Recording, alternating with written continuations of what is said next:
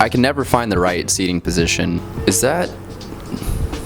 We're just gonna shoot like this. What is going on, guys? Welcome back to another video at JDH Aquatics, where we do anything aquariums related in my apartment while I'm in college. So today's gonna be a learning video. So get out your notebooks, maybe your protractors if you need them. I'm gonna be telling you guys my top 5 husbandry tips. Wow, that's a hard word to say.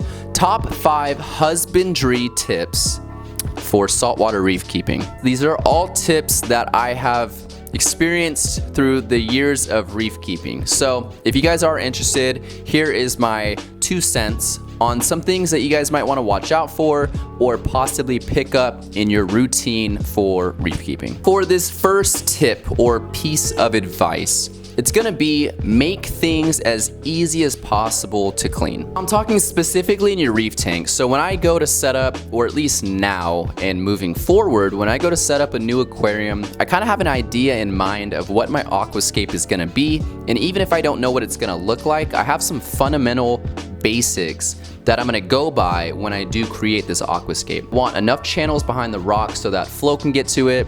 I want enough channels behind the rock so that my hand can get behind there and I can pick any algae out or anything that falls back there. Now this kind of rolls into my second tip or husbandry advice, is that when you make things easy to clean, you're more likely to clean it. Keep your water changing and cleaning tools organized and close by so that you do water changes and you clean your tank more often. Me, for example, I have my fish tank buckets that are usually kept pretty clean, and then I keep all my tools simple and organized in those buckets. And then the buckets live in my utility closet, which is like 15 steps away from my fish tank.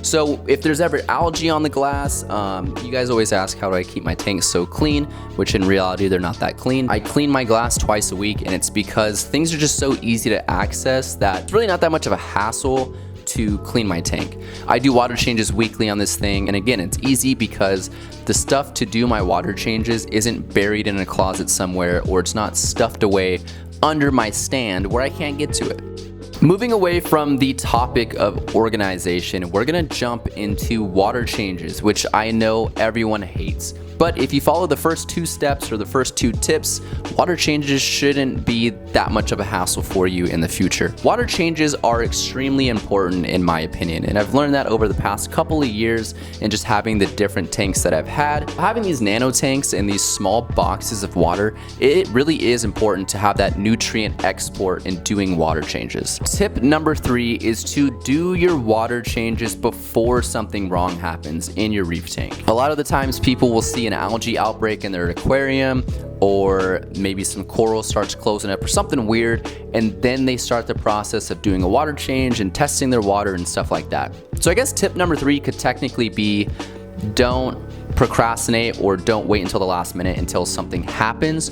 Do your regular water changes, do your regular water testing. Just make sure that your tank is good overall on a weekly basis. I think if you're a beginner in this hobby and your tank is under a year old, I think you need to be doing water changes. Along with nutrient export, you get the addition of trace elements along with other supplements that are in the salt, depending on what salt you get. Doing water changes, your hands are in the tank, you're moving pumps around and just looking at stuff. Normally what you wouldn't do if you're just sitting back checking out your display tank. So when you do water changes, you're more likely to catch issues or problems that are arising in your aquarium.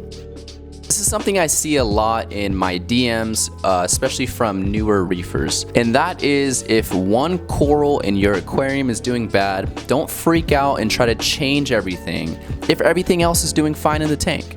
So if you've got like 10 different pieces of coral, say you've got 10 euphyllias, and one hammer is doing bad, but the rest are all juicy and good, don't freak out and start changing the temperature of the tank or changing the salinity or trying to throw all this chemical filtration in the aquarium. Just let it sit for a week or so. Try to evaluate, test your water, make sure you know what your basic water parameters are, and don't try to tweak your tank just because one coral is doing bad. So that's the next tip I have for you guys. Don't stress out when one thing is doing bad.